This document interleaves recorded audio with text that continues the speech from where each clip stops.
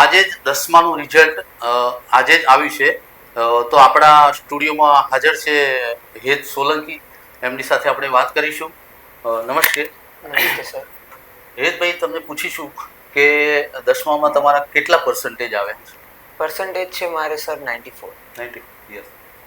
અને મારે પીઆર આવ્યા છે 98. 98.7. તો કોંગ્રેચ્યુલેશન પહેલા તો તમને. Thank you. ઓકે. તો કેટલી તમારી મહેનત વર્ષ દરમિયાન કેવી રહી તમારી? વર્ષ દરમિયાન અમારી મહેનત તો ખૂબ જ હતી, કેમ કે સ્કૂલમાં દર 1-2 વીકમાં પરીક્ષા આવી જાય. 80 માર્ક 50 માર્ક આવી જ જાય. એટલે દર વર્ષ આખા વર્ષમાં એ પરીક્ષા બહુ હતી, એટલે પ્રેક્ટિસ અમારી બહુ થઈ છે.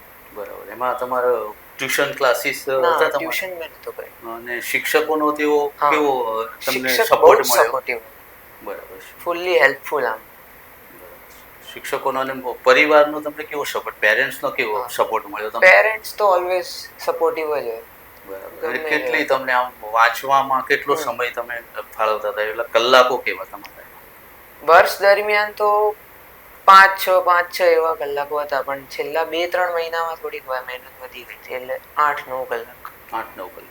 બરાબર છે. તો જે નવા અત્યારે 10માના હવે પછી જે 10મામાં આવશે વિદ્યાર્થી, તો એને પણ તમે કોઈ શું કહેવા માંગશો? કઈ રીતે, કઈ મહેનતથી તમે આટલા પર્સન્ટેજ લાવ્યા છો, તો એમને બી આટલો સરસ પર્સન્ટેજ આવે, એના વિશે શું કહેશો? પહેલા તો ગભરાવાની કોઈ જ જરૂર નથી. બરાબર. આમાં એવું કંઈ જ નથી કે તમે ના કરી શકો. મને બી એવું જ હતું કે હું ફૂલ નર્વસ થઈ ગયો હતો એક્ઝામ દરમિયાન. તો એ નર્વસનેસની કંઈ જરૂર નથી. નર્વસ બિલકુલ નહીં થવાનું. તમને આમ ગોખણ પટ્ટી નહીં કરવાની, સમજીને આન્સર લખવાના, અને આન્સર ક્વેશ્ચન જે પૂછ્યો એ પ્રમાણમાં જ આન્સર હોવો જોઈએ. તો તમારા કઈ સ્કૂલમાંથી તમે અભ્યાસ કર્યો? અલ્ટ્રાવિઝન. ત્યાંનો કેવો માહોલ આમ તમને લાગ્યો કે શિક્ષકોનો અને આખું ગ્રુપ, તમારું ફ્રેન્ડ સર્કલ હોય, એમાં ગ્રુપ બનાવી હોય અને આ રીતે મહેનત કરતા હોય એકબીજાના સપોર્ટથી, એ કેવી રીતે? ગ્રુપ તો અમારે હતું કઈ એવું ખાસ નહીં, પણ અમે જે 5-6 જણા હતા મેઇન, એમાં અમારે કઈ પણ પ્રોબ્લેમ આવે એકબીજાને પૂછી લઈએ. ભણવામાં કઈ પણ એમ થતું હોય કે આમ થાય, સમજાવી દે મને. સર બી એકદમ સપોર્ટિવ. બરાબર. તો આજે રિઝલ્ટ આવ્યું, તો તમે સવારે તમને ખ્યાલ આવ્યો કે મારા આટલા પર્સન્ટેજ આવે, તો તમારો આમ ઉત્સાહ કેવો રહ્યો? ઉત્સાહ તો ઘણો બધો હતો, કેમ કે સવારે જેવા ઉઠ્યા એટલે પર્સન્ટેજ આવ્યા, એટલે ઉત્સાહમાં તો ફૂલ આવી ગયા. પરિવારમાં માહોલ એવો આનંદમાં.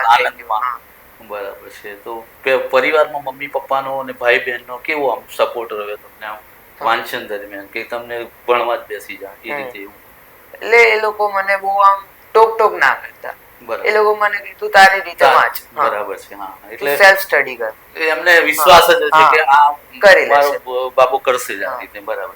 એટલી તમારી મહેનત ને સરસ કહેવાય. તો આટલા પર્સન્ટેજ બી તમે લાવ્યા, એ સારું કહેવાય. તો એના વિશે થોડું આગળ તમે જણાવશો થોડું?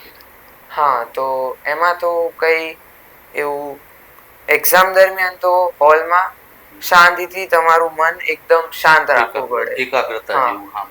બહુ ઓવર થિંક નહીં કરવાનું.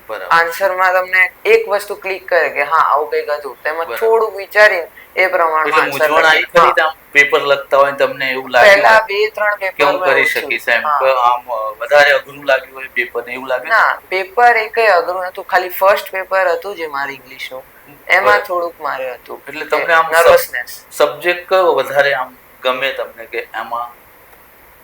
સબ્જેક્ટ તો મને સાયન્સ વધારે ગમે. સાયન્સ વધારે. હવે તમે આગળનું શું તમારો ગોલ છે, કે કઈ લાઈનમાં જશો તમે? કઈ લાઈન લેશો? એન્જિનિયરિંગ કરશો તમે? કોંગ્રેચ્યુલેશન. બરાબર, સરસ છે. તો વિદ્યાર્થીનો એક છેલ્લો પ્રશ્ન, કે કઈ રીતે તમે એમને કહેશો કે આ રીતે તમે તૈયારી કરો અને આગળ વધો? કારણ કે અત્યારના જમાના અત્યારે ભણતરનો જે વધારે એ છે, એના માટે શું કહેશો? એમાં તો કઈ છે નહીં એવું કે તમારે બહુ એવી જરૂર નથી ભણવાની. આખા વર્ષ દરમિયાન એકદમ એવું નહીં કે વાંચ. બરાબર. જ્યારે એક્ઝામનું એવું કંઈક હોય એટલે થોડુંક 2-3 દિવસ તો સિરિયસ થઈ જવાનું, અને એ એક્ઝામ હોય એટલે વાંચી દેવાનું. બોર્ડ એક્ઝામના 2-3 મહિના પહેલાથી વાંચવાનું શરૂ કરી દેવાનું. એ તો તમારો બીજો સમય એવો કે મોબાઈલનો યુઝ કરો કે સોશિયલ મીડિયામાં? સોશિયલ મીડિયા તો હું હતો જ નહીં કઈ પ્લેટફોર્મ ઉપર. નતા. બરાબર છે. તો મહેનતને તમે વાંચનને ધ્યાન આપ્યું વધારે કે હું હા. આ રીતે આટલા ટકા લાવી શકે એવો વિશ્વાસ હતો તમને? હા, વિશ્વાસ તો હતો. આજે સવારે રિઝલ્ટ આવ્યું તો એટલું કઈ ઘબરાટ નહોતી. એવી નથી. ઓકે, તો હું અસ્મિતા ભારતમાં આપનું હાર્દિક સ્વાગત છે. નમસ્કાર.